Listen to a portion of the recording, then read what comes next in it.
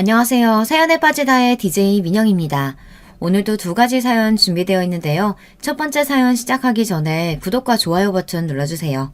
그럼 오늘의 사연 바로 만나볼게요.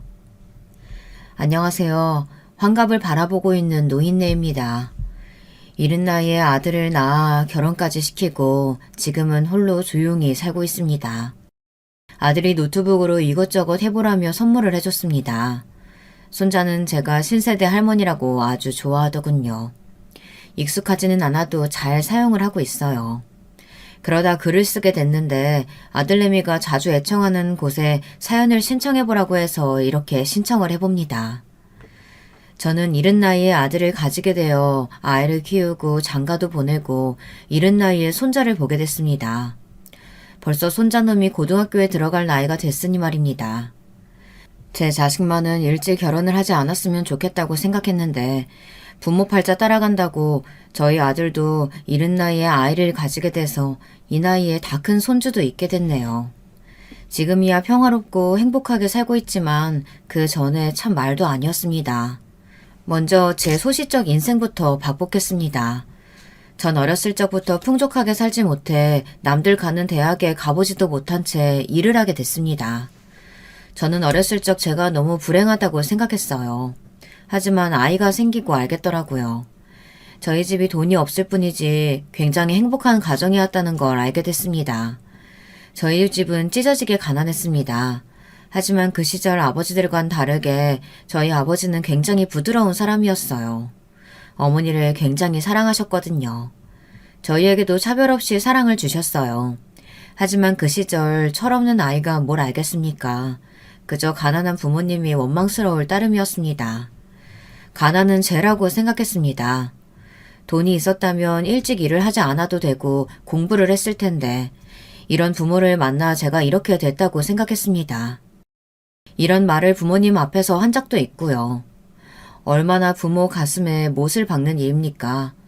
그럴 때마다 부모님은 웃으며 미안하다고 하셨어요. 그 웃음이 눈물을 흘릴 수 없어 어쩔 수 없이 웃는 것일 텐데 그때는 제 속도 모르고 그저 사람 속 편하게 웃고 있는 부모님께 또 뭐라고 했습니다. 두 분 다 돌아가시고 후회를 참 많이 했습니다.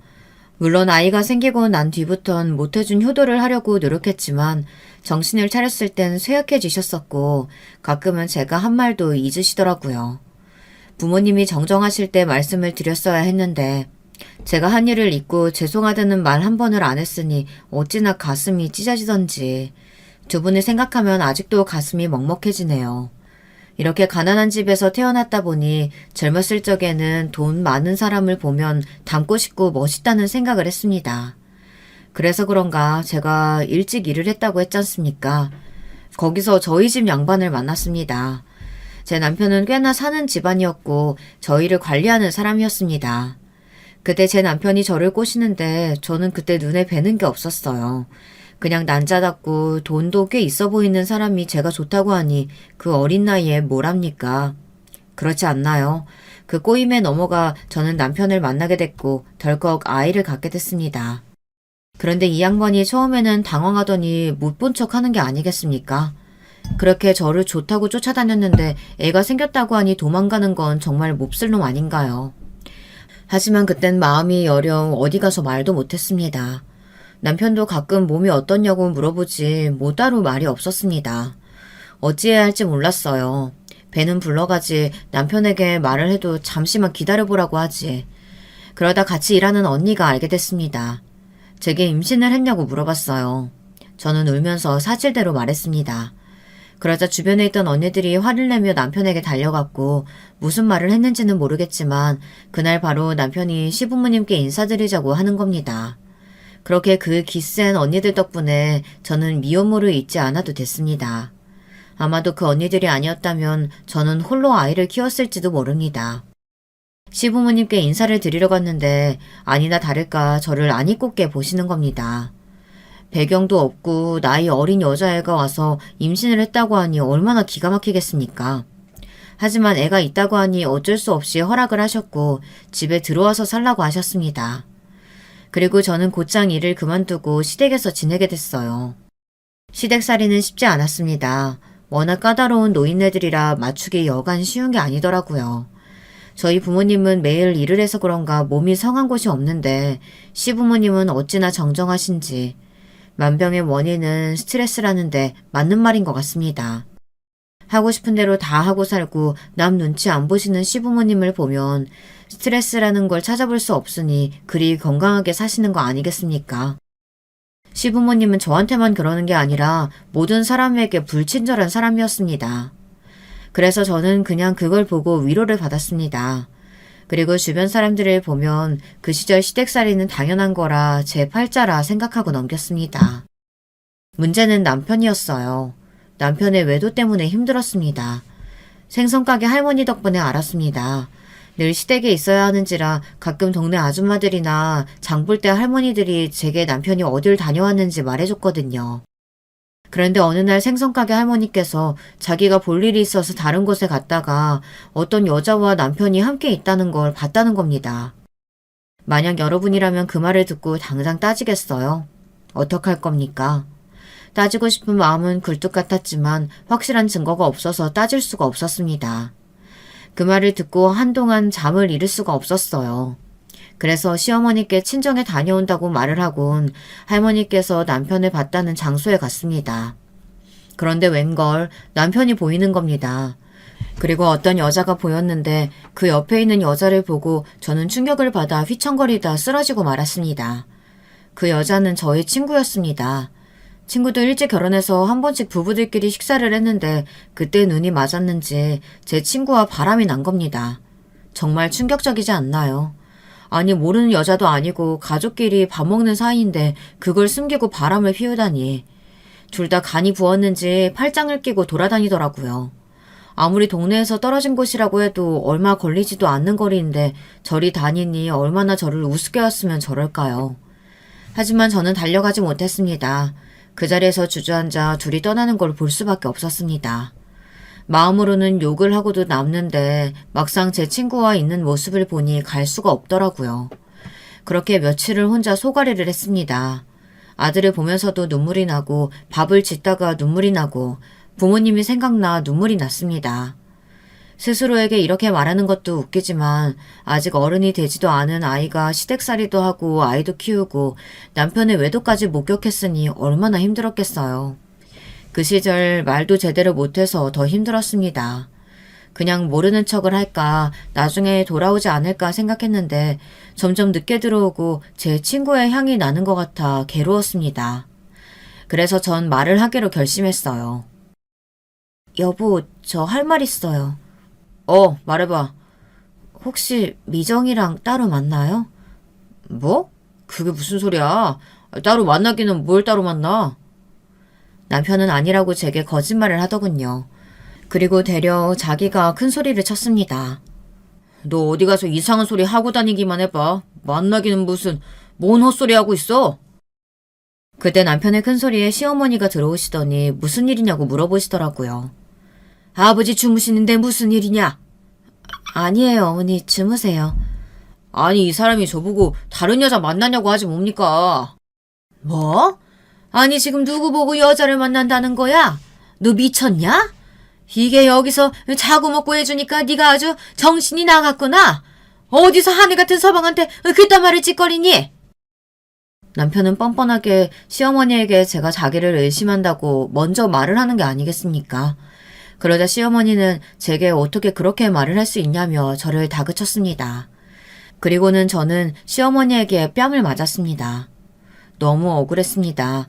뺨을 때릴 사람은 저인데 되려 제가 맞았으니 얼마나 억울합니까? 시어머니는 제게 미안하다는 말이 없었고 잔소리만 계속 늘어놓으셨어요. 시아버지도 그 말을 들었는지 저를 한심하게 생각하시더라고요. 웃기지 않나요? 얼마나 자기 아들을 믿으면 저러는 건지, 남편이 행동거지가 바른 것도 아닌데 뭘 보고 그렇게 믿는 건지. 저는 너무 괘씸해서 더는 이렇게 참고 있을 수만은 없다고 느껴졌어요. 그래서 저는 또 똑같은 장소에 가서 남편을 기다렸습니다. 하지만 남편을 볼 수는 없었어요. 시간이 지나서 저는 마지막으로 한 번 더 그쪽으로 가봤습니다. 근데 그때 남편이 제 친구와 손을 잡고 지나가고 있더라고요. 저는 곧장 남편에게 달려갔습니다. 헛소리? 안 맞나? 아니, 그게... 남편과 친구는 사색이 되어 저를 쳐다봤고 친구는 제게 미안하다고 하고 도망쳤습니다. 저는 그날 이후 너무 화가 나고 억울해서 참고 참았던 제 성격을 터뜨리고 도망치는 친구를 붙잡아서 한 대 때렸습니다. 그리고 제 남편에게 가서도 2대를 때렸어요. 친구 남편에게도 이야기를 할까 말까 고민을 하다가 모르는 게 약일 거라는 생각에 혼자만 알고 있기로 했습니다. 한 번만 더 걸리면 너희 남편한테도 다 말할 거야. 그러니까 더는 만나지 마. 친구 남편에게도 말을 하겠다고 하자 친구와 남편은 만나지 않는 것 같더라고요. 하지만 그 후에 들어보니 제 친구는 이혼을 당했다고 했습니다. 알고 보니 친구가 제 남편과 바람을 피우는 걸 알았고 마음이 떠난 친구의 남편은 증거를 모으기 위해 그동안 가만히 있었던 겁니다. 그 뒤로 남편은 제 눈치를 보며 살았습니다. 시어머니는 애를 얼마나 삶아 먹으면 눈치를 보냐고 뭐라고 하시더라고요. 그렇게 몇 년을 살았어요. 그 와중에 아들은 자라서 고등학생이 되었고 남편은 일을 그만두고 시부모님이 가지고 있던 건물을 물려받아 관리를 하고 편하게 살고 있었어요. 그러면서 옆에 애들이랑 희희낙낙 아주 재밌게 매일 놀길래 매번 그 꼴을 보고 살 수는 없다고 따로 살자고 이야기를 했더니 이혼은 죽어도 안 된다고 이야기를 하더라고요. 나도 이렇게는 더 못 살아. 당신 옆에 애들이랑 노는 거 모를 줄 알아? 그리고 내가 지금 나이가 몇인데 아직도 어머님 아버님 모시고 살아야 돼? 이제 당신이 모시던지 형님 보고 모시라고 해. 나는 몰라. 아니면 나 이혼해. 남편은 이혼을 하면 부모님은 분명 쓰러지실 거라고 말을 하더라고요. 하지만 남편은 분명 다른 이유가 있었을 거라고 생각이 듭니다. 시부모님은 처음에 저를 아주 싫어하셨지만 알죠. 고약한 성질을 가진 사람도 제 사람이면 끔찍히도 아끼는 거. 몇십 년을 함께 살고 제가 이것저것 챙겨주니 시부모님도 자기 자식보다는 제가 낫다고 생각하시는 것 같았습니다. 나이가 들고 나니 시부모님이 저를 다르게 대하더라고요. 그래서 종종 남편에게 재산을 저에게 줘야겠다며 자식들 다 필요 없다고 말을 하는 겁니다. 물론 말만 그렇겠지만 좀 다르긴 달랐어요. 어느 날은 시아버지께서 이렇게 말씀하셨습니다. 네가 성질 고약한 노인네들 맞춰주느라 힘들었다. 어린 나이에 와서 힘들었을 텐데 잘 버텨줘서 고맙다. 너도 힘들면 말하거라. 내가 따로 집 마련해 줄 테니 너도 이제 편히 쉬어야지. 시아버지의 말을 들으니 눈시울이 붉어지더라고요. 그래도 제 마음을 알아주셔서 감사했습니다. 그러고는 얼마 안 가 시아버지는 돌아가셨어요. 그리고 정말 시아버지께서 집을 주셨습니다. 시어머니도 제게 말을 하더라고요. 그때는 참 미안했다. 우리가 못나서 못난 자식 감싼다고 그랬어. 이혼은 하지 말고 그냥 조용히 따로 살면 안 되겠니? 시어머니께서 저희가 했던 이야기를 들었나 봅니다. 시어머니께서 먼저 별거 제안을 했고 그래서 결국 남편과 별거를 하게 됐어요. 저는 부록의 나이에 자유를 맛볼 수 있었습니다. 자유를 느끼고 있을 때쯤 집에만 있기 적적해서 작은 반찬 가게를 냈습니다. 제가 어머니를 닮아 손맛이 좋아 장사는 잘 됐습니다. 그러다가 밥집도 같이 하게 됐는데 밥집이 잘 돼서 합치게 됐어요. 늘 남편에게 돈 받기 그랬었는데 이제는 떳떳하게 제 돈으로 아들 학비까지 책임질 수 있으니 그 양반 얼굴을 보지 않아도 돼서 속이 시원했습니다. 물론 시아버지가 주신 돈이 없었다면 이런 생활을 할 수도 없었겠지만 저도 그만큼 한 게 있으니 받은 거라 생각하고 아주 편안하게 살고 있었어요. 아들이 여자를 데려오기 전까지는요. 저희 아들은 뭐든 곧잘 하는 아이였고 남자 아이들 치고는 굉장히 순한 편이었습니다. 뛰어노는 것보단 책을 보는 걸 좋아했고 제 말은 정말 잘 들었어요. 운동을 못하는 게 아쉽기는 하지만 그래도 체격은 남편을 닮아 꽤 좋은 편이라 다행이었어요. 생긴 건 저를 닮아 꽤나 생겼고요. 이건 제 자식이라서 그런 게 아니라 주변에서 다 하는 말입니다. 절대 제 자랑이 아닙니다. 그런 제 자랑스러운 아들이 여자를 데려왔습니다. 임신을 했다지 뭡니까. 그 말을 듣고 시부모님이 얼마나 뒷목을 잡았을까 생각이 들더라고요. 한 번도 속을 썩인 적이 없는 아들이 이런 대형 사고를 치니 할 말이 없었습니다. 심지어 아들은 공부를 한다고 군대도 다녀오지 않았습니다. 그렇다고 아이를 가진 사람은 내칠 수도 없는 노릇이고 어쩔 수 없이 허락을 했습니다. 그래도 며느리가 될 아이는 참 싹싹하더군요. 그런데 나이를 듣고 또 놀랬습니다. 당연히 또래나 어릴 거라고 생각했는데 30이라는 겁니다. 일은 하고 있다고 해서 한시름 났습니다. 하지만 어린 아들을 꼬셨다는 생각에 저도 모르게 괘씸하다는 생각이 들더라고요. 부모가 되니 어쩔 수 없나 봅니다. 여러분들이라면 어떻게 생각할 것 같은가요? 그리고 상견례 날이 돼서 사돈네를 처음 봤습니다. 그런데 아니 글쎄 사부인은 좀 이상한 말을 하는 겁니다. 저희 딸은 집안일 같은 거 잘 못해서 그냥 사람 불러서 시키려고요. 아, 네. 그건 문제가 될 건 없죠. 근데 그래도 최소한의 집안일은 자기가 할 줄 알아야 되지 않을까요? 아니면 제가... 아니요. 아이가 집안일하는 걸 워낙 안 좋아하고 또 이 애는 곱게 자라서 뭐 제대로 하는 게 없답니다. 그러니 그냥 사람 부르는 게 좋을 것 같아요. 그리고 사돈이 오시는 건 애들이 불편할 것 같은데요. 물론 불편해하는 건 알지만 그래도 자식집인데 한 번쯤은 갈 수 있지 않을까요? 그리고 집안일을 아예 못한다고 처음부터 선을 그어버리니 기가 막혔습니다. 배울 생각을 하지도 않고 못한다고 하니 제가 뭐라고 합니까? 아이가 있으니 뭐라고 할 수도 없고 저는 그냥 알겠다고만 했습니다. 그리고 돈은 사돈 내서 다 낸다고 하니 저는 뭐라고 할 수도 없었어요. 그리고 제가 좀 어려 보이는 게 있다 보니 저를 좀 무시하는 것 같더라고요.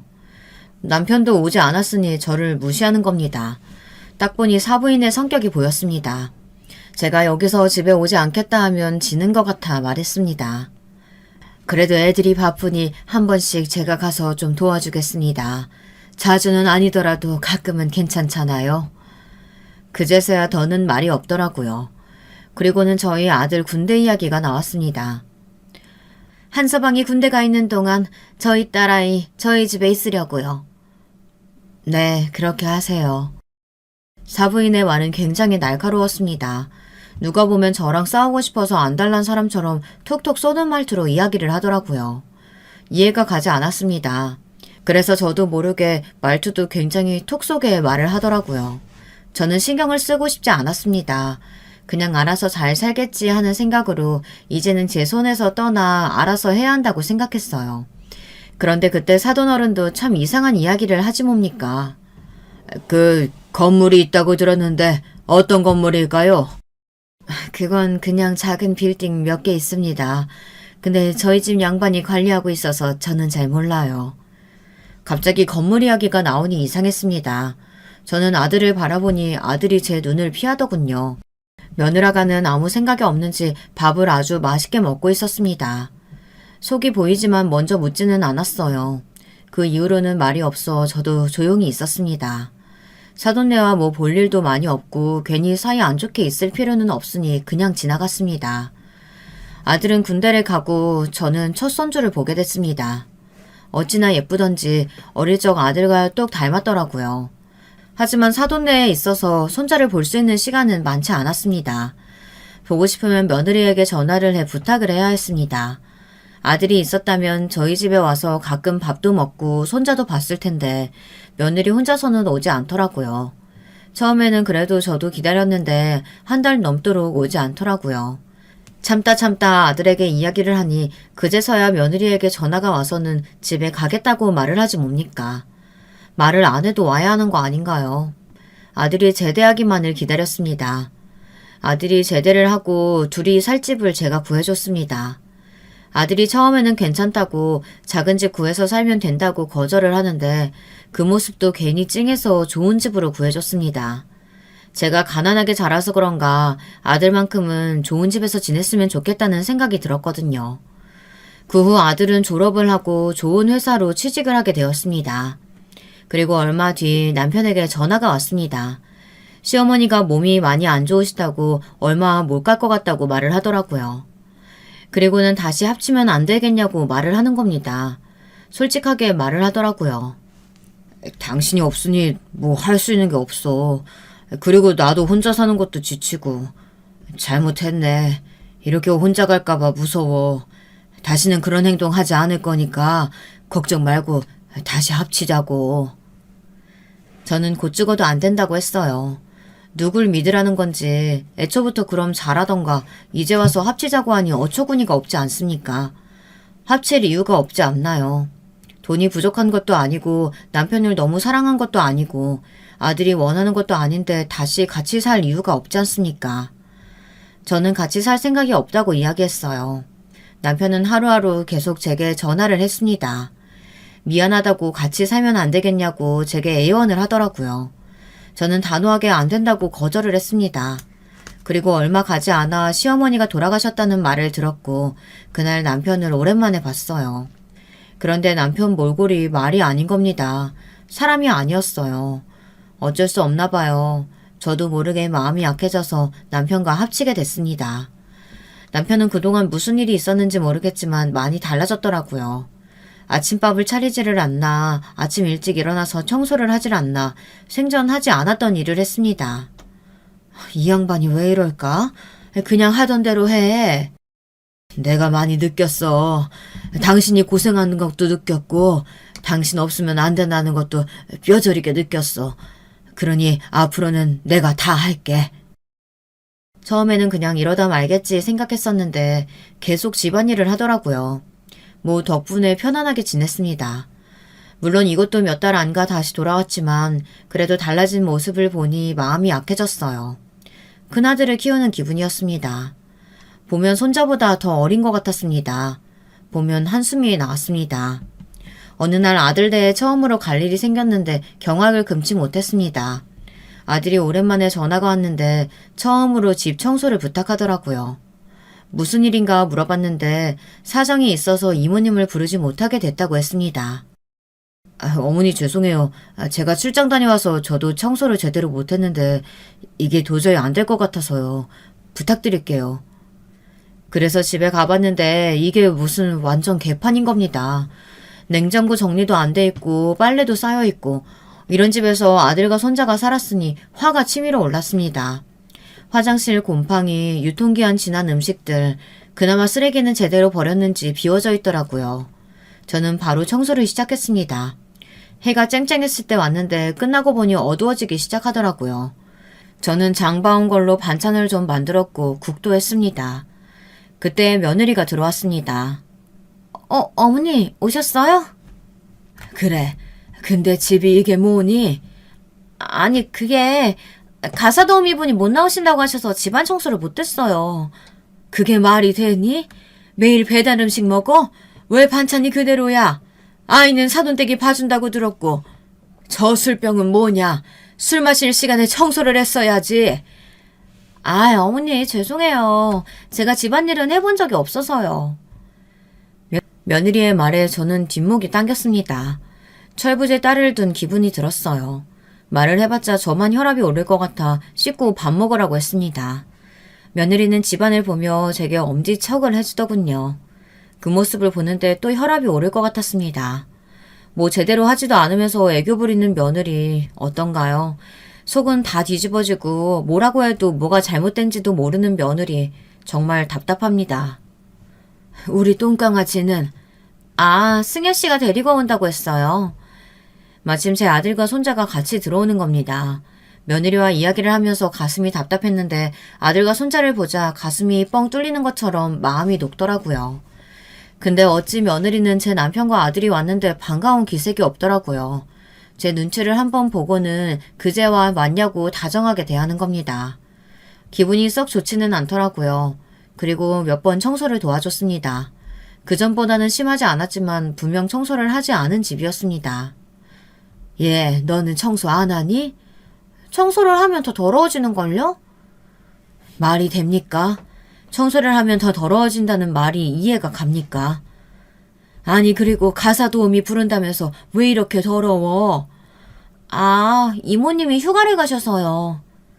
며느리가 무언가 말하지 않고 있다는 걸 느꼈습니다. 그날 저는 아들에게 저녁을 같이 먹자고 불렀습니다. 할 말이 있으니 혼자 오렴. 그날 아들과 이야기를 하면서 모든 사실을 알게 됐습니다. 사돈네 사업이 망해서 더는 돈을 줄 수 없는 상황이라고 말했습니다. 그래서 가사 도우미를 구할 수 없는 상황이 되었고 그 결과 집이 저렇게 개판이 되었다고 말했습니다. 처음에는 아내가 장모님께 부탁을 드렸는데 그게 장모님도 살림을 해본 적이 없다고 하시더라고요. 그래서 아내 보고 알아서 하라고 했는데 혼자 할 줄 아는 게 없더라고요. 그래서 결국 어머니를 불렀어요. 어쩐지 이상했습니다. 집에 오는 건 좀 그렇다고 말했었는데 막상 오니 별말 없이 지내서 그냥 말만 세게 했나 보다 생각했는데 망하니 말이 없었던 겁니다. 얼마나 곱게 자랐으면 둘 다 집안일을 해본 적이 없을까요? 집안이 다 망해서 다행이라는 생각을 했습니다. 망하지 않았더라면 저희 집을 욕할 게 분명했기 때문이죠. 그날 이후 저는 집에 찾아가 며느리를 가르쳤습니다. 확실히 처음 해본 사람 같더라고요. 그 나이 먹고 집안일을 해보지 않은 사람은 처음이라 속이 터졌지만 천천히 알려줬습니다. 반찬이야 제가 가져다 주면 되니까 청소라도 제대로 하라고 알려줬어요. 아들에게도 청소 틈틈이 하라고 일러뒀고요. 그 덕분인지 집은 좀 깨끗해졌습니다. 그렇게 시간이 지나 남편과도 그럭저럭 지내고 있고 장사도 잘 되고 있고 아들네도 잘 사는 것 같아 마음 편히 살고 있었습니다. 사돈네는 좀 어려운지 더는 손자를 봐줄 수 없다고 해서 제가 대신 봐줬고요. 저는 오히려 손자와 있을 시간이 많아져서 좋았습니다. 그렇게 시간은 지나 어느덧 손주놈이 학교에 갈 날이 왔더라고요. 그 사이 며느리가 갑자기 일을 그만두겠다고 했습니다. 그리고 집안일을 하기 시작했어요. 제게 요리도 배워 조금씩 늘기 시작했고요. 평화로운 나날이 계속되었지만 제 아들은 일이 힘든지 하루하루 상태가 좋지는 않더라고요. 무슨 일이 있냐고 물어봐도 묵묵부답이었습니다. 어느 날 밤 늦게 손자가 전화가 온 겁니다. 할머니, 나 할머니 집에서 자도 돼? 무슨 일이 있어? 엄마 아빠가 좀 싸워. 할머니 집 가도 돼? 얼마나 심하게 싸우면 아이가 전화가 와서 집에 가도 되냐고 물어보는 겁니다. 저는 빨리 집에 오라고 말했습니다. 아이 말을 들어보니 요 근래 자주 다툼이 있었다고 했습니다. 오늘은 유독 심해서 어쩔 수 없이 저한테 전화를 했다고 했어요. 아들이 요즘 힘들어 보였는데 거기에 관련되어 있다고 생각을 했지만 도저히 무슨 이유 때문인지 모르겠더라고요. 혹시 며느리가 회사를 그만둔 것 때문인지 아니면 손자 때문인지 돈 때문인지 오만 가지 생각을 하게 되더라고요. 그래서 저는 아들을 불렀습니다. 너 요즘에 뭐 문제 있니? 얼마나 싸웠으면 애가 우리 집을 찾아와? 죄송해요 어머니. 다 해결됐어요. 혹시 돈 때문에 그래? 아니면 뭐 다른 문제 있어? 아니에요. 그냥 서로 좀 서운한 일이 있어서 그랬어요. 그 말을 하면서도 아들의 표정은 좋지 못했어요. 하지만 더는 물어보면 안 될 것 같았습니다. 아들이 속상해하니 부모 입장에서 며느리가 많이 밉더라고요. 분명 저희 아들 문제는 아닐 거라는 생각에 며느리에게 화살이 갈 수밖에 없었습니다. 생사람 잡는 게 아닌가 싶지만 제 아들이 잘 못했을 거라는 생각은 들지 않았거든요. 그래서 하루는 며느리에게 물어봤습니다. 요즘 너희들 무슨 일 있니? 네? 아니요. 저번에 저희가 좀 심하게 싸웠죠? 죄송해요, 어머니. 조심해라. 아이들 생각보다 잘 들어. 아이 앞에서 싸우는 건 자제하거라. 네, 어머니. 그리고는 뭐가 문제가 있나 물어봤는데 아무 말도 하지 않았습니다. 하지만 역시나 제 직감이 맞았어요. 끔찍한 일이 벌어지고 말았습니다. 그 광경을 보고 소스라치게 놀랄 수밖에 없었어요. 제가 뭘 보고 있나 의심이 들었어요. 평소와 같이 반찬을 주러 가게에 들렀다가 아들 집으로 갔습니다. 그런데 현관에 들어서니 남사스러운 소리가 들리는 겁니다. 순간 놀란 문을 쾅 닫을 뻔했지만 놀랄 수도 있으니 조용히 나왔습니다. 하지만 좀 이상했어요. 분명 아들은 회사일 텐데 이 소리는 뭘까 생각했어요. 분명히 출근했을 거라 생각했지만 아닐 수도 있으니 떨리는 마음으로 아들에게 전화를 했습니다. 네, 어머니. 아들은 아무렇지도 않게 전화를 받더라고요. 집으로 가려는데 애미는 집에 있나? 네, 있을걸요? 오늘 어디 간다는 소리는 못 들어서요. 그 순간 머리를 한 대 맞은 듯 어지러웠습니다. 그럼 그 소리는 뭐였는지. 그래, 회사고? 그럼요. 어머니, 늘 감사해요. 반찬 잘 먹을게요. 저는 아들에게 무슨 말을 해야 할지 몰랐습니다. 알겠다고 하고 끊었어요. 집에 다시 들어가 안방으로 갔습니다. 저는 그 장면을 보고 쓰러지게 됐고 순간 며느리의 비명과 남자의 소리가 들렸습니다. 정신을 차리고 저는 소리쳤습니다. 이 망할 년이 지금 뭐하는 짓이야? 어머니, 그게 아니고요. 제발 들어보세요, 어머니. 제가 이 사람한테 당한 거예요. 뭐? 아니, 그럼 바로 경찰에 신고해야지. 빨리 신고해. 아니, 이게 무슨, 당하긴 뭘 당해. 갑자기 그 남자가 며느리를 때리려고 하는 겁니다. 어머니, 도와주세요! 저는 곧장 경찰에 신고를 했습니다. 미쳤어? 이 할망구가 어딜 신고해? 너 미쳤어? 너 좋다고 그럴 땐 언제고? 당해? 이 미친년이! 어떻게 해야 할지 몰랐습니다. 경찰이 빨리 오기만을 기다렸어요. 경찰은 10분 뒤에 왔습니다. 그리고는 며느리와 그 남자를 데리고 경찰서로 갔어요. 며느리는 하염없이 울고 있었어요. 며느리는 너무 억울하다며 울고 그 남자는 며느리를 째려보고 있었습니다. 저는 이 상황이 무슨 상황인가 머릿속으로 정리를 하고 있었습니다. 아무리 생각해봐도 이게 무슨 상황인지 그 당시에는 이해가 가지 않더라고요. 하지만 저렇게 억울하게 울고 있는 며느리를 보자니 정말 당한 것 같기도 하고, 하지만 또 남자의 말을 들어보면 아닌 것 같기도 하고 혼란스러웠습니다. 경찰서에 가서 이야기를 해봤는데 거기서 또 충격적인 이야기를 들었어요. 알고 보니 며느리와 그 남자는 서로 아는 사이였던 겁니다. 예전 직장 동료라고 하는데 이상하지 않나요? 직장 동료가 왜 집으로 왔을까요? 그리고 어쩌다 그런 일이 생겼을까요? 며느리의 말은 이랬습니다. 집에서 청소를 하고 있었는데 그 남자가 연락이 와서 회사 일로 상의할 게 있으니 집에 가겠다고 통보를 받고 집에 들이니 이런 몹쓸 짓을 당했다고 말했습니다. 하지만 그 남자의 말은 달랐습니다. 며느리가 집으로 오라고 얘기해서 집에 왔는데 갑자기 제가 들어왔고 그러자 며느리가 자기를 강간범으로 몰았다고 하더라고요. 하지만 전 믿지 않았습니다. 그럼 저렇게 순 넘어갈 듯 울 수 없을 거라고 생각했으니까요. 하지만 결국 진실은 밝혀지고 말았습니다. 얼마 지나지 않아 경찰은 갑자기 며느리를 보고 사실을 이야기하라고 하더라고요. 며느리는 당황하며 말했습니다. 무슨 말이요? 제가 당한 거요? 회사에 가서 다 듣고 왔습니다. 왜 그만뒀어요? 네? 아니 그게 무슨... 바람 피우고 있다는 소문 때문에 그만둔 거 아닙니까? 저 사람이랑 바람난 거 아닙니까? 아니 그게 무슨 말이에요? 알고 보니 그냥 회사를 그만둔 게 아니라 그 남자와 바람 피운다는 소문이 나서 회사에서 쫓겨나듯 그만뒀다고 하는 겁니다. 그 말을 듣고 저는 한 번 더 충격을 받았습니다. 그럼 그동안 계속 바람을 피워왔던 거 아니겠습니까? 그리고 며느리가 정말 소름이 끼쳤습니다. 그러면서 자기는 피해자인 척 저를 속이고 온 거잖아요. 소름 끼치지 않나요? 봐봐요. 제 잘못 아니잖아요. 아니긴 뭐가 아니야. 같이 바람핀 놈도 잘못이 있지. 어머니 그게 아니라... 이 독한 거. 너는 내 앞에서 그런 꼴을 보여주고도 거짓말을 해? 이것이 잘못했다고 빌어도 모자를 파네? 거짓을 고해? 어머니 잘못했어요. 한 번만 봐주세요. 그때 아들이 경찰서로 들어오더라고요. 그리고 아들이 며느리의 뺨을 때렸습니다. 그만 두세요. 아들은 눈이 돌아 있었고 그 남자를 향해 주먹을 날렸습니다. 주변에 있던 사람들은 아들을 잡았어요. 하마터면 큰 싸움으로 번질 뻔했어요. 저희 아들은 알고 있었던 것 같았습니다. 저는 순간 가슴이 먹먹했습니다. 숨을 쉴 수가 없었어요. 몸이 저려왔습니다. 점점 의식을 잃어갈 것 같았어요. 아들이 놀라 저에게 달려왔고 경찰도 놀라서 구급차를 불렀습니다. 순간 두려움이 몸을 지배했어요. 다행히 아무런 문제는 없었습니다. 그냥 갑자기 스트레스를 받아 호흡곤란이 온 것 같다고 말했어요. 어머니 괜찮으세요? 미안하다. 어머니가 왜요? 왜 미안해요? 순간 아들이 눈물을 흘리더라고요.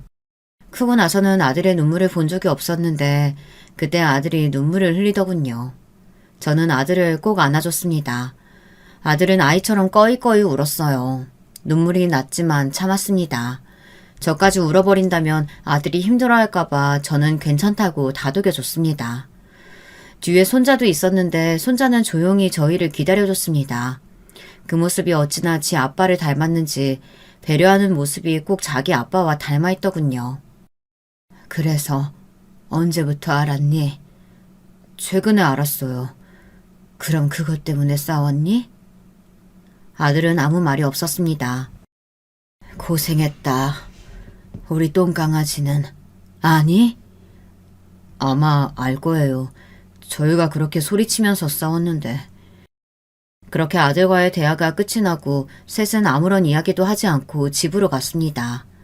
그 후 어떻게 됐는지 물어보지도 않았습니다. 아들과 손자는 집으로 돌아가지 않고 제 집에서 잤습니다. 그 다음날 주말이라 저희는 오랜만에 다 같이 밥을 먹었습니다. 그 어떤 말도 할 수 없었어요. 이혼할 거예요. 뭐? 이혼이라니? 남편은 아무것도 모르고 아들이 이혼을 한다고 하니 놀라서 안 된다고 말하더라고요. 당신은 아무것도 모르면 가만히 있어요. 남편은 그제야 아무 말 없이 저희를 지켜보고만 있었습니다.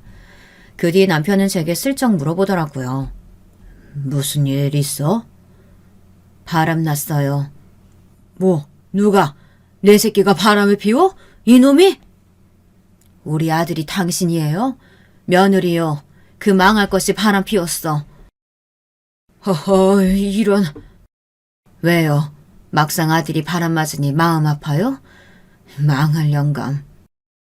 남편은 아무 말도 하지 않았습니다. 저도 남편에게 한 소리 할까 했지만 심장이 요동쳐 그만 이야기를 마쳤습니다. 그리고 며칠 뒤 며느리가 저희를 찾아왔어요. 큰 꽃다발과 반찬을 가져왔더라고요. 저는 돌아가라고 말했습니다. 하지만 그 말을 듣지 않더라고요. 며느리는 그대로 무릎을 꿇었습니다. 어머니 죄송합니다. 한 번만 용서해 주세요. 그 사람 좀 알려주세요. 나도 모른다. 네 잘못은 네가 책임져야지. 어머니 제발요. 부탁드릴게요. 이거 어머니한테 배운 거 제가 요리해서 반찬 가져와 봤어요. 그리고 이 꽃 어머니 좋아하시죠? 꽃도 사왔어요. 너는 이제 와서 이런 거 하니? 됐다. 가져가라. 며느리는 이제 와서 반찬을 싸오고 제가 좋아하는 꽃을 사왔더라고요. 한 번도 가져온 적이 없었는데 이제서야 가져오니 참 가짠더라고요. 안 그런가요? 평소에나 좀 잘하면 그래도 짠해서라도 봐줄 텐데 이제 와서 이런 꼴을 보이니 어이가 없었습니다. 여러분이라면 받을 건가요? 저는 반찬은 먹기 싫어서 바로 가져다가 버렸습니다. 그리고 또 얼마 뒤 사돈이 찾아온 게 아니겠습니까? 정말 징글징글했습니다. 안녕하세요, 사돈. 오랜만이죠? 사부인은 예전에 비해 나긋나긋 눈치를 보며 저를 대했습니다. 딸이나 애미나 똑같이 눈치 보며 기는 게 어찌나 웃기던지. 안녕 못합니다. 가주세요. 그러지 말고 들었어요. 저희 아이가 잘못한 거. 죄송합니다. 네, 안 해요. 그쪽이 잘못한 거. 그럼 가주시죠. 어머니, 그러지 말고 한 번만 들어주세요. 저 앞으로 청소도 매일매일 하고 반찬은 제가 해먹고 장도 제가 다 알아서 보고 남편 밥 매일 챙겨주고 아들 밥도 늘 따뜻한 밥으로 해줄 거예요. 잘못했어요. 당연한 거 아닌가요? 당연한 말을 이제 와서 한다고 하니 어이가 없었습니다. 그건 당연한 거고. 그리고 왜 나한테 이야기하지? 아들한테 잘못했다고 해야지. 아니, 한서방이 절대 안 된다고 말을 하길래요. 사돈을 좀 어떻게 잘 구슬려 보면. 뭘 구슬려요? 지금 나도 화딱지나 죽겠구만. 이 사람이 보자 하니까. 아니 왜 화를 내요? 저희도 지금 억울해요. 아니 보니까 한서방이랑 만나기 전부터 그 남자랑 사귀었더만. 그러다 한서방 만나서 임신했고. 엄연히 따지면 한서방이 임신만 안 시켰으면 이럴 일도 없었지. 뭐? 이 노인네가 말 다 했어?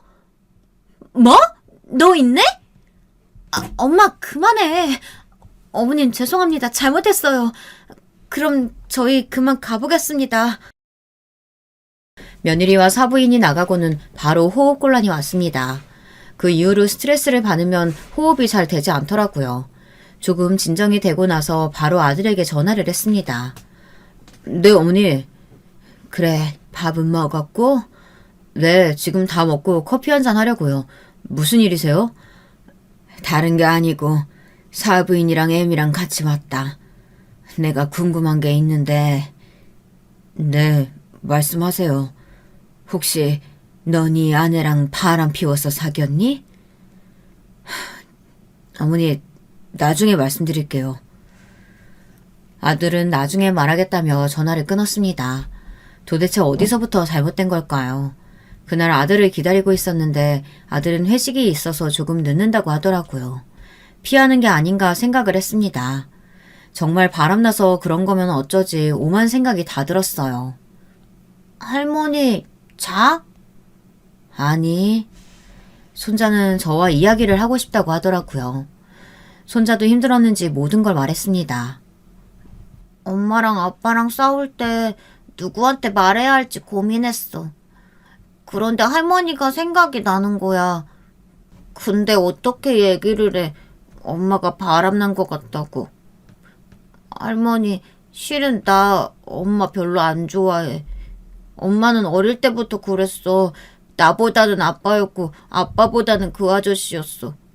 실은 나 그 전부터 알았어. 그래서 엄마가 많이 미웠고 용서가 안 돼. 이 어린 것이 그걸 다 안고 왔다는 생각에 눈물이 났습니다. 그때 아들이 들어왔습니다. 어머니. 아들은 술에 취해 들어왔어요. 그리고 아들이 제게 뽀뽀를 하더라고요. 아들의 술 취한 모습도 처음 보고 아들이 제게 뽀뽀를 한 것도 처음이었습니다. 묘하더라고요. 얼마나 힘들었으면 이럴까 생각을 하면서도 덕분에 이런 아들의 모습을 봐서 좋았어요. 저는 아들에게 물었습니다. 하지만 아들은 아니라고 말했어요. 자기도 속았다고 말하더라고요. 계속 속았다는 말만 하며 손자놈을 데리고 방으로 갔습니다. 나중에 알고 보니 며느리가 저희 아들을 속이고 저희 아들과 그 남자와 같이 사귄 겁니다. 며느리는 저희 아들이 건물주 아들이라는 사실을 알고 만났고 의도적으로 임신을 계획했다고 했습니다. 그 남자도 알고 있었다고 했어요. 완전 미친놈들 아닙니까? 사람이 어떻게 그런 짓을 할 수 있을까요? 바람도 바람인데 의도적으로 접근했다는 사실이 충격적이었습니다. 그날 아들과 저 그리고 손자까지 많은 이야기를 나눴습니다. 손자는 어린 나이지만 이 상황을 잘 받아들여서 다행이었습니다. 물론 마음은 많이 다친 것 같았지만 저와 아들이 잘 다독여줘야 어른 아니겠어요. 아들은 결국 이혼을 했습니다. 며느리는 집에서 쫓겨나게 됐고 아들과 손자 둘이서 살게 됐어요. 그렇게 잘 마무리가 되면 얼마나 좋았겠어요. 저희 집 양반도 문제였습니다. 처음에 좀 잘하나 싶더니 그새를 못 참고 바람을 피운 겁니다.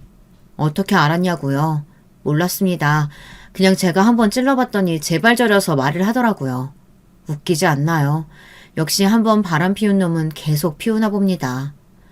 그게 아니고 딱 한 번 만났어. 그냥 서로 놀았지. 다 늙어서도 그렇게 여자가 좋디? 그리고 이 양반아, 이제는 놀랍지도 않다. 아휴, 이만 갈라섭시다. 다 늙어서도 그러고 싶을까요? 제가 동네 아줌마들한테 들었더니 남편이 꽤나 유명하더라고요. 남편은 돈이 좀 있으니 그걸로 아줌마들을 꼬시는 것 같았습니다. 심지어 어린 아가씨들도 꼬셨다는 소문이 돌았습니다. 그런 남자와 또 한 번 합쳤다니 제가 참 바보 같았어요. 결국 저는 또 한 번 남편과 갈라서게 됐습니다. 아들의 권유로 아들과 손자와 함께 살게 됐습니다. 전에 살던 집은 월세를 받았고 제 남편은 쫓아냈어요. 아들네와 합친 또 다른 이유가 있었습니다. 그 이후로는 조금만 스트레스를 받으면 숨이 잘 쉬어지지 않더라고요. 종종 아들과 손자도 그 모습을 봐서 걱정을 많이 하더라고요. 그래서 병원을 가보라고 권유를 했고 외과, 내과, 신경과를 가다 결국에는 정신과로 가서 진단을 받았습니다. 생각보다 제 상태가 심하더라고요. 저는 몰랐습니다. 다 늙어서 뭘 가나 했는데 생각보다 제 나이 사람들도 많이 가는 겁니다. 그래서 병원을 다니면서 상담도 받고 약을 먹으며 호전되길 기다리고 있네요. 아들네와 같이 지내서 그런지 전보다 상태도 좋아졌고요. 혹시 여러분도 그런 증상을 가진 사람이 있을까요? 여러분들도 힘들 때 참지 마시고 병원에 가보세요. 생각보다 다양한 사람이 많이 있습니다. 저처럼 끙끙 앓다가 가지 마시고 초기에 가서 약을 받아 상담도 받아보세요. 조금씩 괜찮아지는 걸 느낄 겁니다. 병원에 갔다 온 뒤로 좀 괜찮아지는 걸 느꼈으니까요. 그리고 제가 놀라운 이야기 하나 해드릴까요? 아들에게 들었는데 며느리가 결혼을 했다는 겁니다. 그 남자와 결혼식을 올렸다는데 그 남자가 주식을 잘못해서 전 재산을 다 날렸다고 하더라고요. 그 이야기를 듣고 어찌나 고소하던지. 그리고 남편은 이 여자 저 여자 찝쩍거리다 아줌마들 사이에서 소문이 나서 동네를 돌아다닐 수 없을 지경까지 갔습니다. 아들은 지금 마음의 상처를 치유 중인 것 같아요. 생각해보면 아들이 제 팔자를 똑 닮았더라고요. 그래도 아들에게만큼은 풍족하게 살았으면 해서 물질적으로는 모든 걸 해줬어요. 그것까지도 닮았으면 전 서급했을 겁니다. 어쨌거나 저는 아들과 손자와 잘 지내고 있습니다. 그 일이 있고 아들과 저는 훨씬 가까워졌습니다. 가끔은 남편 이야기를 하며 어떻게 견뎠냐고 물어보더라고요. 그리고는 제게 연애할 생각이 없냐고 물어보는 겁니다. 저는 당연히 없다고 했어요. 그렇게 남편의 외도와 며느리의 외도를 보면서 어떻게 사랑을 믿겠습니까? 그리고 아들이 한동안 머뭇거리며 물어보더라고요. 아들은 어릴 때 자기를 낳아서 후회한 적이 없느냐고 물어봤습니다. 아시잖아요. 자식 낳은 걸 후회한 사람이 있을까요? 저는 한 번도 후회한 적이 없다고 말했어요. 아들은 저를 안으며 고맙다고 해줬습니다. 저도 모르게 눈물이 흘렀습니다. 그 모습을 보고 손자도 저를 안아주며 사랑한다고 말하더라고요. 아이들이 잘 자라줘서 고마웠습니다. 결혼은 후회하지만 자식을 낳은 건 후회되지 않았어요. 아마도 공감을 하시는 분이 계시지 않을까요? 이렇게 예쁜 아이들을 보면서 후회할 부모가 있을까요? 마지막으로 제가 요즘 저에게 많이 하는 질문을 하고 끝내도록 하겠습니다. 여러분의 결혼 생활은 어떤가요? 혹시 결혼 생활 때문에 힘들지는 않나요? 아니면 여기저기 치여서 힘들지 않나요? 여러분의 상태는 어떤가요? 그리고 심하게 스트레스를 받았을 때 어떻게 하나요? 요즘 저의 제일 큰 고민인데 저는 명상을 하면서 제 마음을 바라보고 있습니다. 여러분도 한번 해보세요. 그럼 제 이야기 들어주셔서 감사합니다. 모두 행복한 하루 보내세요. 여러분, 두 번째 사연 시작하기 전에 좋아요, 구독 꼭 눌러주실 거죠? 그럼 두 번째 사연 바로 시작합니다. 안녕하세요. 저는 현재 서울 강남에 거주하는 50대 후반 여자입니다. 오랜만에 고향 친구들을 만나서 열심히 수다를 떨다 제 얘기가 너무 재밌으니 제보하라는 친구의 말에 용기를 내보았어요. 생각해보니 저도 제 인생이 진짜 파란만장하더라고요. 어린 시절 저는 가난한 농부의 딸로 태어났는데 그때까지만 해도 이렇게 살 줄은 전혀 몰랐습니다. 제 고향은 지방이고 서울에서 차를 타고 가면 5시간이 걸리고 교통편도 그리 좋지 않은 산골입니다. 태어나길 거기서 태어났으니 전 어릴 때는 서울이라는 존재도 잘 모르고 살았어요. 게다가 제가 장녀라서 아래로 동생만 4명이고 위로는 아무도 없으니 새로운 세상에 대한 소식은 전혀 몰랐죠. 어머니와 아버지는 동네에 있는 밭에서 농사를 지으셨고 우리 고향은 너무 작아서 서로가 진짜 밥수저가 몇 갠지 다 아는 사이였어요. 오남매의 첫째 딸이었던 저는 학교도 가지 못하고 집에서 엄마를 도와 밥하고 동생 기저귀를 갈기도 했습니다. 아직도 기억나는 사건이 하나 있는데 제가 막내랑은 11살 차이가 나요. 초등학생 때였는데 학교에서 수업을 듣고 집으로 갔는데 막내가 집에 없었습니다. 고작 3살인 애가 어딜 갔는지 보이지도 않고 몸집도 작으니 발견하기도 쉽지 않았죠. 밭에 가서 엄마한테 사실을 알리니 엄마도 막내가 어딨는지 모르고 동네 어른들에게 물어도 아무도 몰랐어요. 혼자 울면서 찾아다녔는데 결국 찾긴 했습니다. 막내는 우리 동네에 있던 오래되고 작은 절에서 발견됐어요. 식구들이 그렇게 찾은 것도 모르고 혼자 신나서 절을 돌아다니고 있어서 스님이 맡아주시고 계셨습니다. 그 이후로는 동생들이 걱정되어 학교를 자주 빠졌어요. 혹은 등교를 해도 점심을 먹기 전에 집으로 돌아온 날도 아주 많습니다. 제가 그렇게 학교에 가지도 않고 혼자 어린 나이에 동생들 먹일 밥을 하고 뒤치다꺼리를 하니 유일한 양가 친척이었던 고모가 안타깝게 여기셨어요. 아빠의 형제들은 다 돌아가시고 유일하게 고모만 남아서 우리랑 교류하고 있었는데 고모는 바로 옆 지역에서 살고 있었습니다. 찢어지게 가난한 집이라 안쓰러웠는지 고모는 고모의 사정도 좋지 않은데 우리 가족을 자주 챙겨주셨어요. 한 달에 한 번은 와서 고구마와 사과 같은 것들도 집에 주고 가시고 기저귀도 많이 사주셨습니다. 그렇게 제가 중학교 때까지는 집에서 고모의 도움을 받으며 가난하게 살고 있었는데 고등학교를 앞둔 어느 날이었어요. 저는 사실 고등학교에 진학하지 않으려고 했습니다. 왜냐하면 그냥 바로 공장에 가서 돈을 벌려고 했거든요. 지금은 고등학교 진학이 당연한 시대지만 저 때는 고등학교를 졸업하지 않거나 혹은 중학교도 졸업하지 않은 사람들이 종종 있었어요. 저는 제가 희생해서 돈을 벌고 우리 동생들은 제대로 학교에 보내고 싶었기 때문에 부모님과 긴 상의 끝에 그렇게 결정했습니다. 부모님도 속상해하셨지만 제가 그렇게 일하지 않으면 우리 집은 더 버티기가 힘들었어요. 아버지 건강도 안 좋으셔서 예전처럼 긴 시간을 밭에서 보내기도 힘들었고 동생들이 크면서 아무래도 드는 돈이 많았습니다. 아주 기본적인 의식주도 해결되지 않은 상태였기 때문에 우리 집의 사정상 그때는 그게 최선이었죠. 학교에 가서 선생님께 말하니 선생님도 안타까워하셨는데 그러면서 제 결정을 존중해 주셨습니다. 그래서 고향에 있던 유일한 신발 공장에 들어가려고 준비 중이었는데 고모가 집에 왔다가 그 소식을 알게 됐어요. 그리고 화를 내며 고등학교는 꼭 가라고 하셨습니다. 예, 미순아. 고모가 고등학교 학비 대줄게. 고모 집으로 와서 살아. 그래도 학교는 나와야지.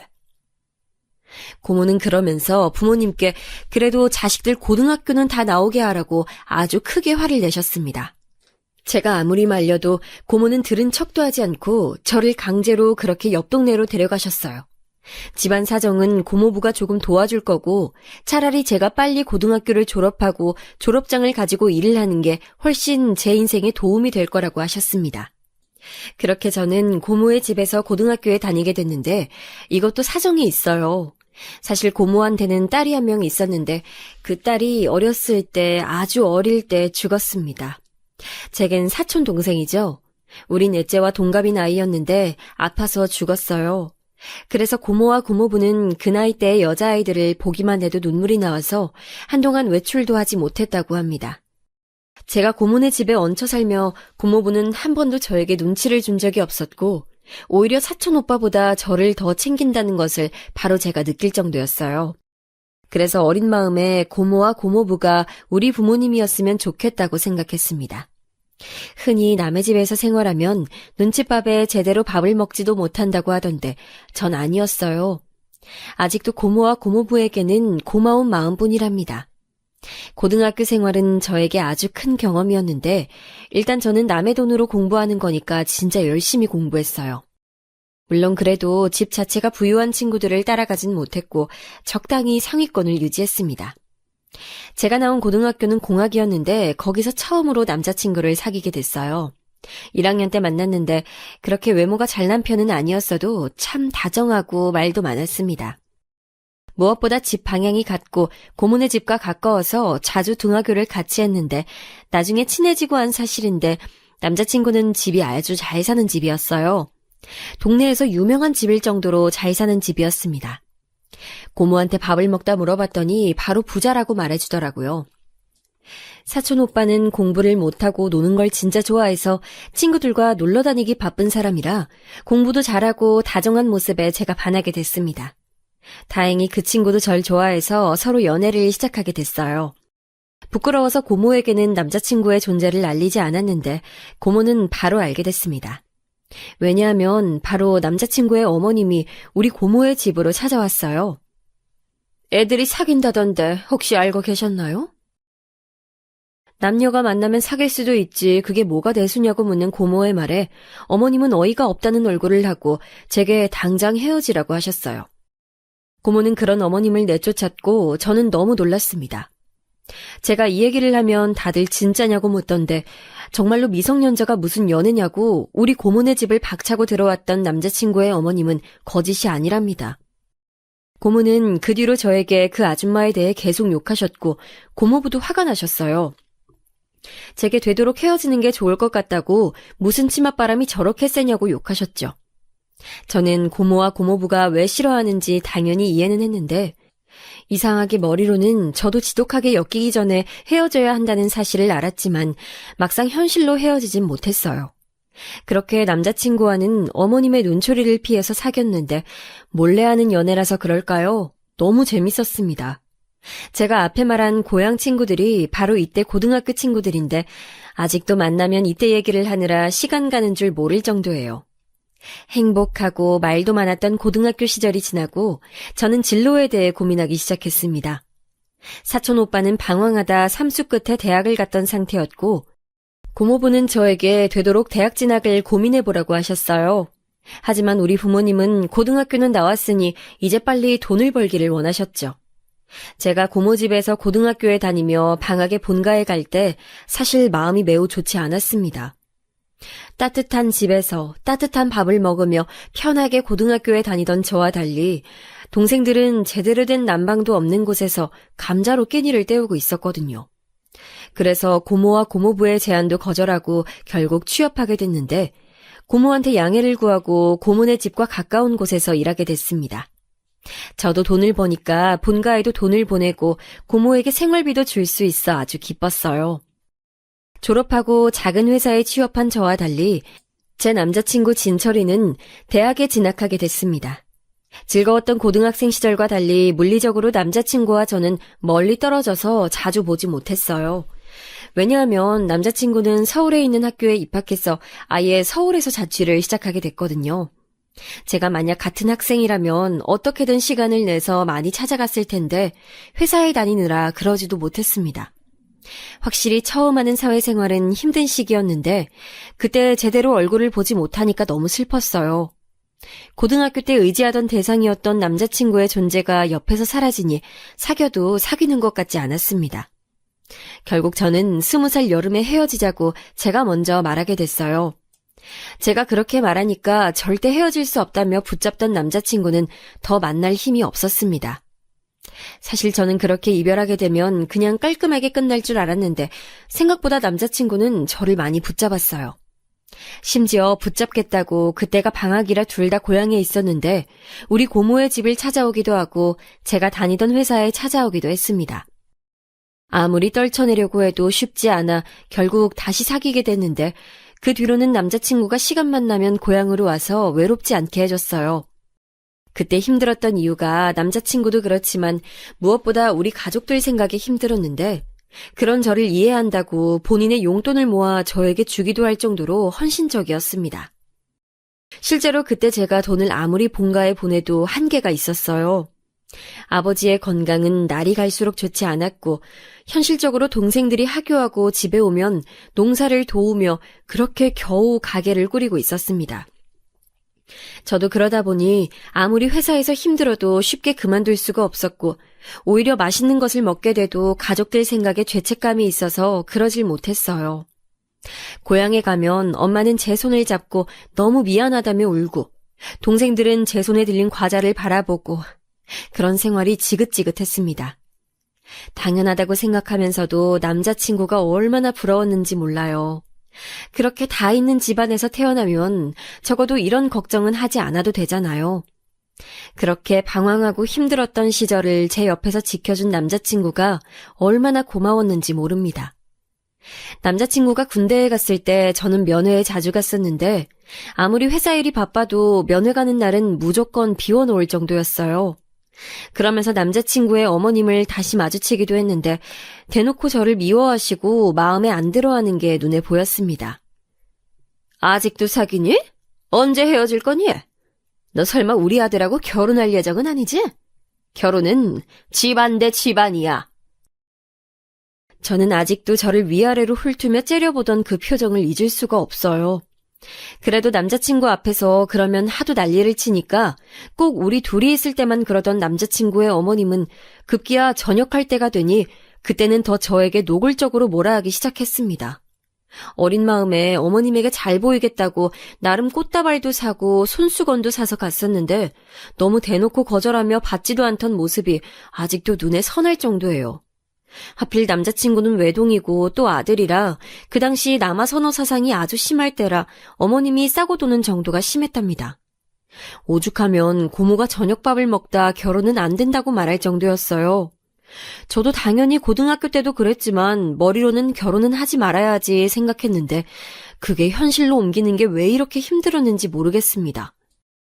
아마 남자친구가 본인 엄마가 저에게 말을 조금만 밉게 하면 들깨처럼 뭐라 하던 모습 때문에 제가 쉽게 헤어지지 못했나 봐요. 전역한 남자친구는 사귀고 처음으로 우리 부모님을 보러 갔는데 가기 전에 얼마나 고민을 했는지 모르겠습니다.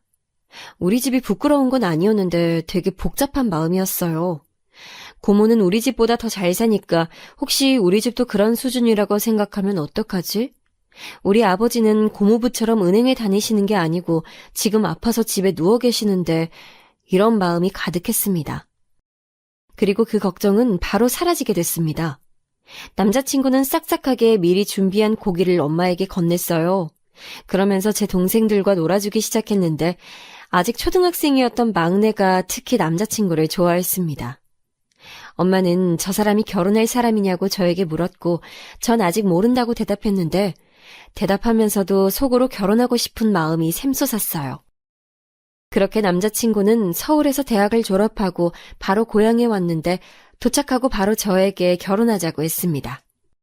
당연히 좋은 마음이 대부분이면서도 당황스럽고 또 한편으로는 걱정이 들었어요. 고등학교 때 사귀던 것도 싫어하던 어머님이 알면 분명히 대놓고 반대하실 테니 속으로 어떻게 마음을 돌릴 수 있을까 생각했습니다. 고모에게 말하니 고모는 절대 안 된다며 저를 말렸어요. 얘 미순아, 잘 생각해. 그 집은 안 돼. 고모부까지 나서서 저를 말리고 심지어 사촌오빠도 저를 졸졸 따라다니며 말렸습니다.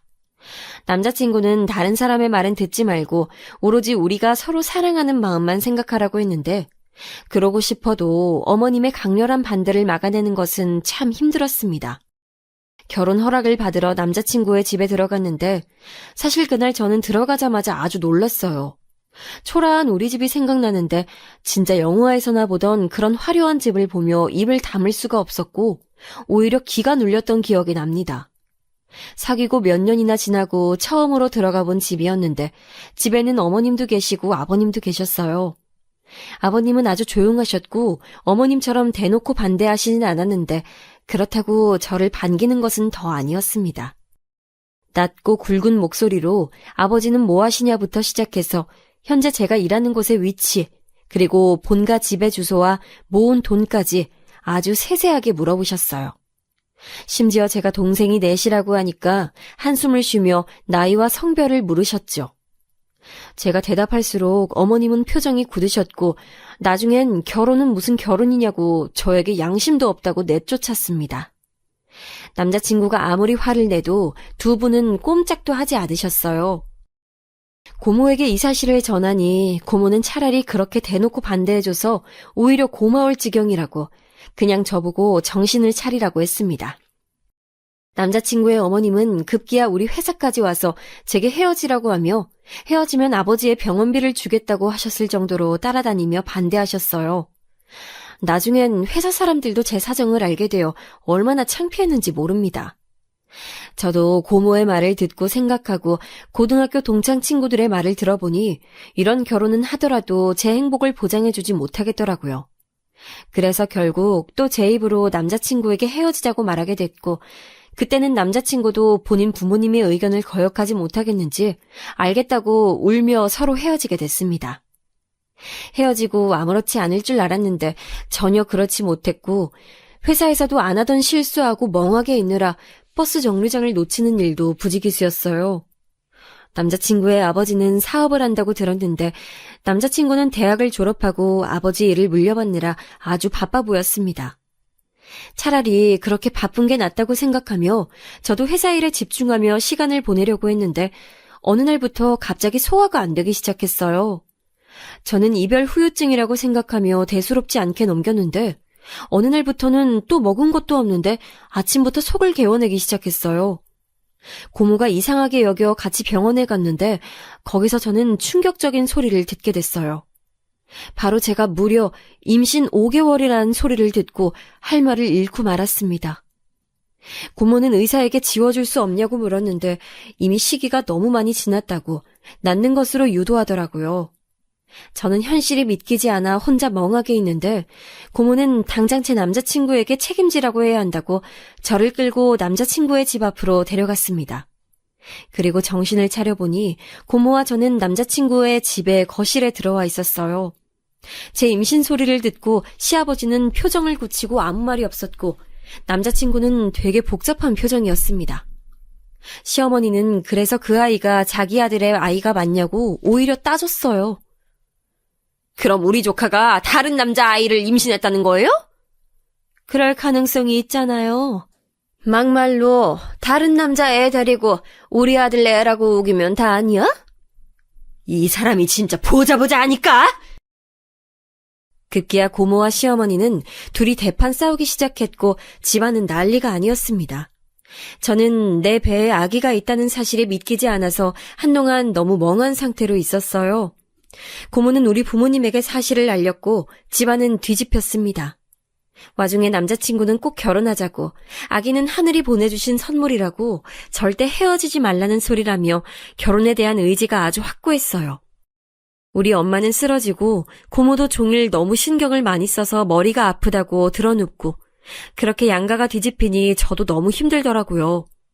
결론만 얘기하자면 아이 때문에 시아버지가 결혼하라고 해서 결혼을 하기는 했습니다. 남자친구가 시아버지 밑에서 일을 배우고 있던 터라 제가 시댁에 들어가서 살기로 했는데, 시어머니가 안 그래도 저를 마음에 들어 하지 않았는데 임신까지 해서 같이 살게 됐으니 시집살이가 말도 아니었어요. 제가 들어간 첫날부터 청소와 빨래를 시키는데 남편이 옆에서 임신한 사람한테 왜 그러냐고 뜯어말려도 들은 척도 하지 않으셨습니다. 부잣집이라 집에 일하던 이모가 없던 것도 아닌데 시어머니는 꼭 제가 집안일을 다 하길 원하셨어요. 이 소리를 듣고 친구들은 일부러 애 유산시키려고 그런 거 아니냐고 할 정도로 악독했습니다. 너는 예단도 안 들고 오고 그냥 애만 임신해서 왔으니 그 정도는 해야지. 시어머니 말대로 저는 집안 사정이 워낙 좋지 않으니 예단을 주고 싶어도 줄 수가 없던 환경이었고 혼수도 제대로 하지 못했어요. 시아버지는 시어머니가 그렇게 저에게 시집살이를 시키셔도 그냥 모른 척 하셨고, 남편은 퇴근하고 오면 저에게 조금만 참자고, 본인이 사업을 완전히 물려받으면 반드시 저를 데리고 나가겠다고 매일 말해주어 견뎠습니다. 시어머니는 제가 회사에 다녀봤자 돈이 많이 되지 않는다고 하며 그만두고 집안일에 집중하길 원하셨는데, 안 그래도 임신하고 신경통 때문에 편두통이 왔던 터라 저는 회사를 그만두게 됐어요. 종일 시댁에서 요리, 빨래, 청소하는데 그게 여간 힘든 게 아니었습니다. 임신해서 몸도 무거운데 새벽 5시에 일어나 식구들 먹을 밥을 하고 있으니 제가 식모가 된 기분이었어요. 고모와 엄마가 너무 보고 싶은데 시댁에서 시어머니와 있으니 마음대로 외출도 하기 힘들었습니다. 그래서 남편 말대로 나중에 분가할 것만 기대하며 견디며 출산을 준비했어요. 정말 다행히 첫째는 입덧이 전혀 없었고 임신 중에도 태동도 별로 없던 아이라 출산도 쉽게 할 수 있었습니다. 그런데 남아 선호 사상이 아주 심한 시어머니의 예쁨을 많이 받으려면 첫째가 아들이어야 했는데 첫째는 딸이었어요. 저야 뭐 제가 배 아파 낳은 자식이니 아들이어도 딸이어도 상관이 없었는데 시어머니는 제가 낳은 아이가 딸이라고 병원에 오지도 않았습니다. 병원에서 아이를 데리고 시댁에 갔는데 쳐다보지도 않으며 길가에 있는 강아지보다 못한 취급을 하니 너무 속상해서 얼마나 울었는지 몰라요. 신생아는 새벽에 잠을 자지 않으니까 제가 뜬 눈으로 밤을 새우고 다음날 조금만 늦게 일어나면 시어머니는 우리 부부의 침실 문을 벌컥 열며 당장 일어나라고 소리를 지르셨습니다. 아무리 남편이 막아줘도 시어머니는 듣지도 않으셨고 시아버지와 남편이 출근하면 행패는 더 심해졌어요. 우리 딸의 울음소리가 듣기 싫으니 거실에 데리고 오지 말라고 하며 청소와 빨래는 계속 시키니까 전 얼마나 눈치를 받는지 모릅니다. 그래도 아기도 자기가 그렇게 사랑하는 아들의 자식인데 어떻게 저럴 수가 있는지 제 상식으로는 이해하지 못했어요. 명절에나 겨우 고모와 본가에 갈 수 있었는데 갈 때마다 눈물이 자꾸 나와 참느라 고생했습니다. 제가 결혼하고 회사를 그만두어 본가에 돈을 예전처럼 보내지 못해 그게 너무 걸렸는데 그래도 동생들이 고등학교를 졸업하고 공장에 가서 돈을 벌어 생활비를 충당하고 있었어요. 엄마는 저를 보면 그냥 힘들어도 꼭 버티는 게 이기는 거라며 말씀하셨는데 당시 저에게 다른 선택지가 없으니 저도 버티고 버텼습니다. 그러다 그런 생활이 지나고 둘째도 임신을 하게 됐어요. 남편은 둘째가 나오면 진작 분가하자고 저와 약속했습니다. 혼자 집에서 독박으로 육아하며 태교하고 집안일을 병행하는 것은 힘든 시간이었어요. 시어머니는 임신한 게 대수냐고 제가 으스대지도 않았는데 저보고 티를 내지 말라며 뭐라 하셨습니다. 그럴 때마다 남편 말을 믿으며 분가할 날을 손꼽아 기다렸어요. 제가 제일 힘들었던 것은 바로 본가에 자주 가지 못한다는 것이었습니다. 명절에나 겨우 가는데 그것도 시댁 행사가 다 끝나야 보내줬기 때문에 제가 부모님과 동생들을 보는 시간은 하루도 채 되지 않았으니까요. 어차피 넌 고등학생 때부터 나와서 살았으면서 뭐가 그렇게 애틋하다고 자꾸 가? 제가 부모님을 뵙고 오겠다고 하면 시어머니는 매번 저렇게 말씀하셨어요. 고모는 같은 동네라 가까운데도 진짜 부모님도 아닌데 뭘 보러 가냐고 매몰차게 대하셨습니다. 처음엔 아무 말도 하지 못하고 그냥 혼자 방에서 울었는데 저런 상황이 반복되니까 저도 맞받아치기 시작했어요. 자식이 부모 보고 싶은 건 너무 당연하죠. 빨리 다녀올게요. 몰래 저렇게 말하고 첫째 딸을 안고 집을 나설 때는 심장이 너무 쿵쾅거려서 제 귀에까지 들릴 지경이었습니다. 남편이 몰래 줬던 비상금을 들고 그렇게 택시를 타고 본가에 가서 동생들과 부모님을 보며 저녁밥을 먹고 시댁으로 왔는데 시어머니는 제가 그렇게 나간 게 너무 괘씸하다고 드러누워 있으셨어요. 남편이 아무리 제 편을 들어줘도 그 집에서는 시어머니의 의견이 가장 우선이라 결국 저는 사과하게 됐습니다. 이런 둘째 임신 기간을 지내며 한 가지 고통이 더 있었는데 바로 입덧이었어요. 첫째 때는 입덧이 전혀 없었고 첫째가 유난히 순한 아이라 출산부터 육아까지 힘들지 않아 몰랐는데 둘째는 입덧이 너무 심해 밥을 제대로 먹지 못했습니다. 그래서 먹은 게 없으니 살이 점점 빠졌는데 시어머니는 그런 저를 보며 자기를 악독한 시어머니로 만든다고 분노하기도 하셨어요. 어머, 새댁, 왜 이렇게 살이 빠졌어? 시어머니와 둘이 외출할 일이 있으면 저렇게 말씀하는 분들이 계시니 시어머니는 저와 외출도 하지 않으셨습니다. 저도 아이가 걱정되어 먹으려고 해도 도저히 넘어가지 않아 고통스러웠는데 옆에서 더 저러니까 눈치가 보여 그나마 먹던 죽도 넘어가지 않았어요. 시아버지는 그래도 첫째 딸을 시어머니처럼 무시하거나 그러지 않고 간간히 챙겨주시며 저도 조금씩 식구로 받아들이고 계셨습니다. 그래도 제가 갈수록 야위니까 걱정된다며 데리고 갈비를 먹으러 가기도 했어요. 남편도 어디서 임산부에게 좋은 영양제와 한약을 사서 오기도 했죠. 시어머니가 아무리 저를 못되게 괴롭혀도 남편만 보고 견딜 수 있었을 정도로 남편 복은 좋았습니다. 그렇게 둘째를 낳았는데 이번엔 시어머니가 그렇게 원하던 아들이 나왔어요. 시어머니는 임신했을 때는 그렇게 저를 구박하더니 막상 아들이 나오자 이번엔 본인이 엄마인 것처럼 싸고 돌기 시작했습니다.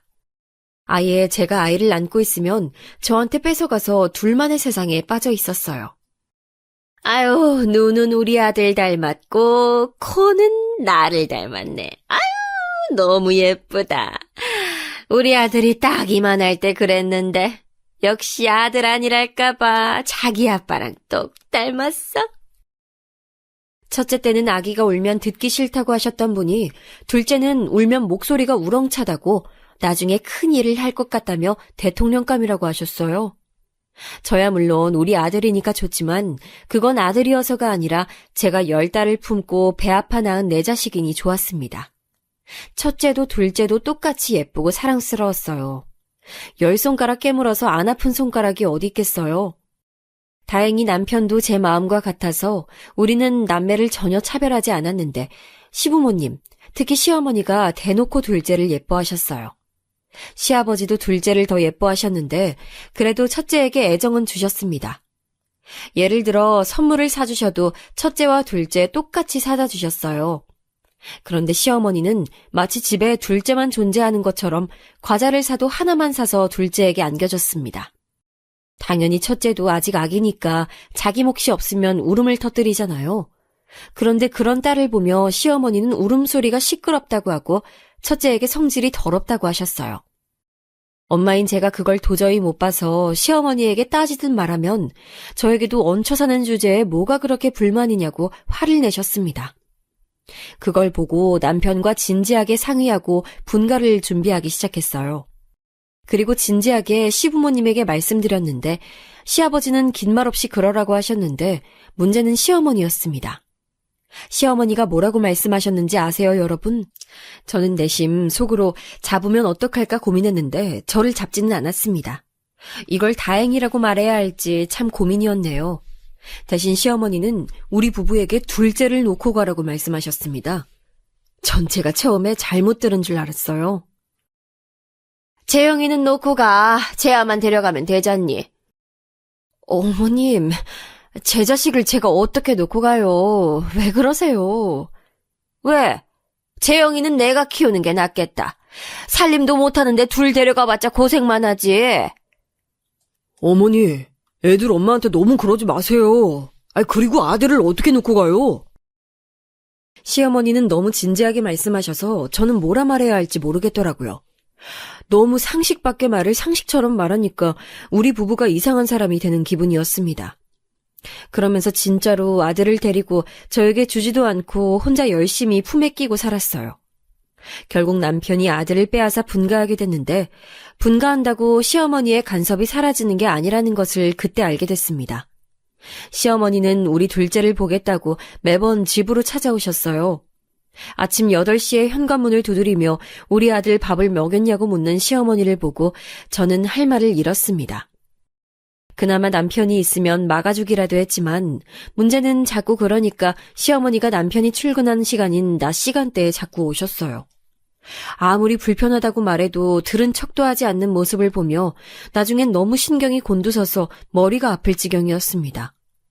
올 때마다 살림 참견부터 시작해서 저와 딸에 대한 노골적인 욕을 하니 나중엔 초인종만 울려도 제가 경기를 일으키니 남편은 시부모님에게 가서 심하게 말을 했어요. 그런데 문제는 바로 남편이 시아버지 밑에서 일한다는 사실이었습니다. 남편이 가서 혼자 말하겠다고 하더니 어떻게 말했는지 완전히 시부모님과 틀어지게 됐거든요. 좋은 거 아니야 하실 수도 있습니다. 하지만 제가 그렇게 시어머니가 저에게 못살게 굴어도 버텼던 이유가 바로 경제적 이유 때문이었는데 남편이 시부모님과 틀어지고 시아버지 사업이 필요 없다고 인연을 끊다시피 하니까 당장 어떻게 살아야 할지 모르겠더라고요. 일단 남편이 서울에서 대학을 졸업했으니 어느 기업이라도 들어가서 돈을 벌 수는 있었는데 문제는 그동안 아빠 회사에서 편하게 일했으니 남 밑에서 일하는 게 너무 벅차하더라고요. 회사를 들어가도 한두 달 만에 그만두고 집에 오니까 막막해졌습니다. 그렇다고 다시 시부모님에게 숙이고 들어가자니 제가 미칠 것 같았고 나중에는 남편은 급기야 시아버지가 하시던 것처럼 본인도 사업을 하겠다고 했어요.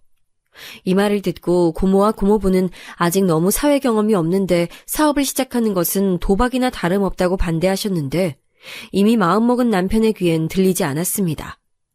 그리고 남편은 정말 바로 사업을 시작했는데 주위의 우려처럼 처음부터 잘 되진 않았어요.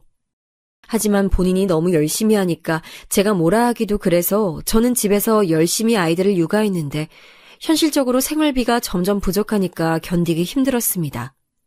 제가 어릴 때는 굶었던 날이 많았는데 막상 우리 아이들을 굶기니까 너무 속상해서 미친 척을 하고 고모네 집에 애들을 데리고 가서 먹인 적도 수도 없이 많아요.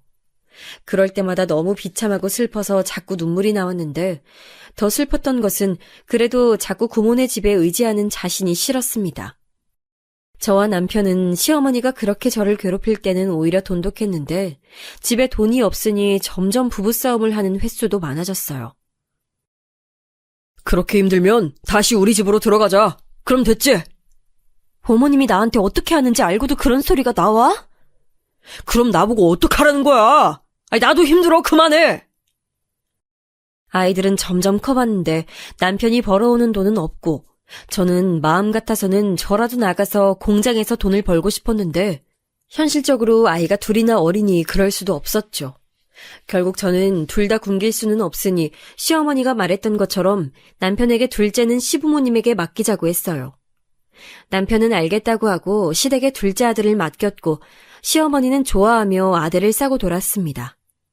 그 뒤로 남편은 간간히 공사장에 가서 일당을 벌어왔고 저도 첫째 딸이 어느 정도 크니까 아이를 어린이집에 보내고 잠깐씩 식당에 가며 일하며 생활비를 벌기 시작했어요.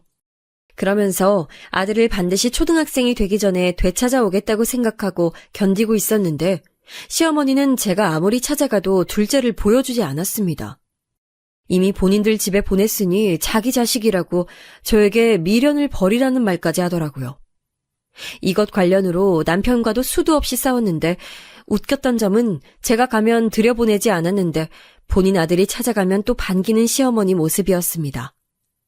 그렇게 지내던 어느 날 갑자기 친정엄마가 울며 전화가 왔어요. 전화 내용은 아주 충격적이었는데 바로 친정아버지가 돌아가셨다는 소식이었습니다. 저는 엉엉 울며 남편에게 말하고 시댁에 들려 둘째를 데리고 가려고 했는데 시어머니는 제가 울면서 아버지가 돌아가셨다고 해도 문을 열어주지 않았어요. 보다 못한 남편이 들어가서 아들을 억지로 데리고 나왔는데 심지어 시부모님은 우리 아버지 장례식장에도 오지 않으셨습니다.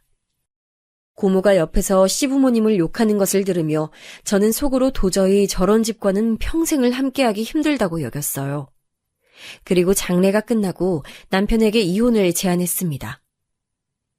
나 진짜 당신 부모랑 가족이라고 생각이 들지 않아. 우리 그냥 그만하자. 그러면 오히려 어머님도 좋아하실 거야. 여보, 내가 진짜 잘할게. 내가 더 노력할게. 이혼은 안 돼. 그럼 우리 애들은 어떡해? 애들은 내가 데리고 가고 싶어. 내가 어떻게든 애들 키울 거야. 마지막으로 그건 당신이 도와줘. 남편은 울며 절대 안 된다고 제 앞에서 무릎을 꿇고 말했는데 저는 이미 돌아선 마음이라 동요하지 않았어요. 우리 아버지 장례식장에도 나타나지 않는 시부모와 가족이라고 할 수 있을까요? 저는 아무리 남편이 돈을 못 벌어와도 저를 사랑하는 것은 느껴졌는데 아무리 사랑해도 저렇게 제 존재 자체를 미워하는 시어머니와 가족을 하는 것은 너무 힘들었어요. 남편과 서로 울며 속에 있는 얘기를 다 꺼냈는데 나중엔 남편도 제 뜻을 존중해줬고 미안하다고 하더라고요. 본인이 능력이 부족해서 이런 결과가 나온 것 같다고 자책하길래 절대 그런 게 아니고 당신은 훌륭하고 멋진 사람이라고 말하고 서로 합의하고 이혼하게 됐습니다. 제 마지막 부탁인 아들을 데려와 달라는 부탁까지 들어주고 남편은 너무 울어서 얼굴이 퉁퉁 부은 채로 마지막 인사를 했어요. 그리고 저는 2명의 아이를 데리고 홀로 서기를 시작했습니다. 동네에 있으면 시어머니가 찾아올 수도 있으니 무작정 서울로 올라갔어요. 마지막으로 엄마와 고모를 보고 동생들도 보고 눈물이 나와도 꾹 참으며 무조건 성공해야겠다고 다짐했습니다. 그때 애들 나이가 첫째가 6살이고 둘째가 4살이었어요. 남편에게 받은 위자료로 쪽방 하나를 구해서 무작정 나가서 일을 구했습니다. 애들 다닐 어린이집도 알아보고 아이들이 어린이집에 가 있으면 그 시간에 식당에 가서 일하고 아이들이 어린이집에서 돌아오면 집에서 인형에 눈알을 붙이며 소일거리를 했어요. 시어머니 눈칫밥을 먹으며 수선하는 것도 알게 됐는데 덕분에 수선 일도 하며 돈을 벌 수 있었습니다. 밤에도 자지 않고 아이들이 잘 때 작게 불을 켜고 수선하느라 잠을 제대로 잘 수도 없었어요. 그래도 돈이 조금씩 모이니까 아이들을 굶기지 않아도 돼서 얼마나 기뻤는지 모릅니다. 그렇다고 제가 풍족하게 해줄 수는 없었는데 그래도 제 곁에서 아이들과 있으니 기뻤어요. 다만 딸과 달리 아들은 시어머니와 살며 맛있는 것도 마음껏 먹고 여유롭게 지내던 날들이 있으니 불평불만을 하기는 했습니다. 할머니가 보고 싶다는 말도 했었는데 어린아이니까 그럴 수도 있다고 생각하면서도 슬퍼서 혼자 화장실에서 얼마나 울었는지 몰라요. 속상한 마음으로 더 열심히 일하며 아이들을 키웠습니다. 연락처를 알려주지 않아 아마 남편이 우리를 보고 싶어도 찾을 수가 없었을 거예요. 명절 때도 고향에 내려가지 못했는데 명절에 마트에서 일하느라 그랬습니다. 휴일이 있어도 쉴 수가 없었고 진짜 하루도 쉬지 않고 일했어요. 아이들이 학교에 가고 시간이 조금 더 생기면서 제가 일하는 시간도 더 늘어났습니다. 그때를 생각하면 첫째 딸에게 유독 미안한 마음이 더 들어요. 제가 밖에서 일하느라 집에 늦게 들어가면 철없는 둘째를 밥 먹이고 혼자 빨래와 청소하던 딸이 얼마나 고맙고 또 안쓰러웠는지 모릅니다. 아이들이 중고등학교에 갔을 때는 아예 공장에 주간으로 가서 일하며 돈을 벌었어요. 아파도 아픈 티를 전혀 내지 않았고 그때는 그제야 짬이 나서 고향에 방문하기도 했습니다. 그러다 아이들이 고등학생 때였는데 고모에게 뜻밖의 소리를 듣게 됐어요. 얘, 너희 시댁 망했어. 다 말아먹었대. 그리고 네 전 남편은 어디 갔는지 지금 아예 못 본 지 오래됐어. 저는 고모의 말을 듣고 너무 놀랐습니다. 그렇게 잘 나가던 시아버지의 사업이 망했고 살던 집까지 팔아 막으려고 했지만 걷잡을 수 없이 망해서 사라졌다고 해요. 전 남편은 시댁이 망하기 전에도 별로 볼 수가 없었는데 시댁이 망한 뒤로는 동네에서 아예 신기루처럼 사라졌다는 고모의 말에 씁쓸하면서도 복잡한 생각이 들었습니다. 고모와 엄마는 제가 주는 용돈도 전혀 받지 않고 저에게 고생한다고 오히려 용돈을 주셨어요. 아이들을 키우며 적어도 굶기지는 말자 다짐하며 열심히 일했는데 제가 그렇게 사는 것에 대해 보답을 해주는 듯 딸은 서울에 있는 대학에 입학했습니다. 등록금은 반드시 제가 내주고 싶었는데 다행히 딸은 무려 4년 장학생으로 학교에 입학했어요. 얼마나 뿌듯하던지 소식이 끊긴 전 남편에게 소식을 알리고 싶었답니다. 힘들 때도 그렇고 행복할 때도 그렇고 남편이 궁금했던 것은 사실이에요. 서로 남편과 저는 사랑하는 상태로 헤어졌으니 그랬던 것 같습니다. 그래도 서로 소식을 알릴 길이 없으니 그리워도 그리움을 가지고 살았죠. 주변에서는 저에게 재혼 권유도 했는데 저는 재혼은 전혀 생각이 없었어요. 남매를 혼자 키우기에도 바빴기도 했고 그냥 다른 남자와 다시 결혼 생활을 한다는 게 엄두가 나지 않았습니다. 혹시라도 전 시어머니 같은 사람을 만날 수도 있으니 생각을 신중히 했어요. 그 정도로 시집살이에 대한 고통이 아직 남아있었죠. 아무튼 그렇게 딸아이는 대학에 가서 적응도 잘했습니다. 워낙 착하고 제 속을 썩인 적이 단 한 번도 없던 아이라 그냥 딸을 생각하면 미안한 마음과 고마운 마음이 가득했어요. 심지어 대학에 가더니 과외로 돈을 벌어 저보고 더 일하지 말라는 말을 하며 생활비도 주던 기특한 딸이었습니다. 반면 아들은 경우가 달랐어요. 아마 어릴 때 시댁에 보냈던 게 잘못됐던 건지 아들은 사춘기를 심하게 겪었어요. 고등학교 때도 엇나가서 제가 학교에 불려갔던 적도 있고 심지어 경찰서도 갔던 날이 있습니다. 그래도 그럴 때마다 아들이 할머니 얘기를 꺼내면 저는 할 말이 없었어요. 그래서 안쓰러운 마음에 더 잘해주려고 애썼습니다. 천사 같은 딸이 아들에게 뭐라고 할 정도였던 아들은 성인이 되고 그래도 조금 나아졌어요. 군대를 먼저 다녀오고 대학에 입학했는데 전문대를 갔지만 그래도 적응을 잘하고 무사히 졸업까지 했습니다. 딸은 미국으로 교환학생을 갔었는데 그것도 장학금으로 가게 됐어요. 그리고 딸은 졸업하고 미국에서 취업하더니 미국인 사위를 만나 결혼까지 했습니다. 해준 것도 전혀 없는데 키워줘서 고맙다는 소리를 듣고 얼마나 울었는지 몰라요. 그리고 저는 아이들이 성인이 되고 나서도 여전히 공장에 다니고 있었는데 그렇게 옷도 사지 않고 먹고 싶은 것도 먹지 않으며 모은 돈으로 겨우 서울에 있는 아파트를 하나 살 수 있었습니다. 되게 작은 주공 아파트였는데 재개발되며 값이 확 뛰어 얼떨떨했어요. 그 사이 아들은 결혼할 여자를 데려왔는데 그 여자는 저도 아는 아이였습니다.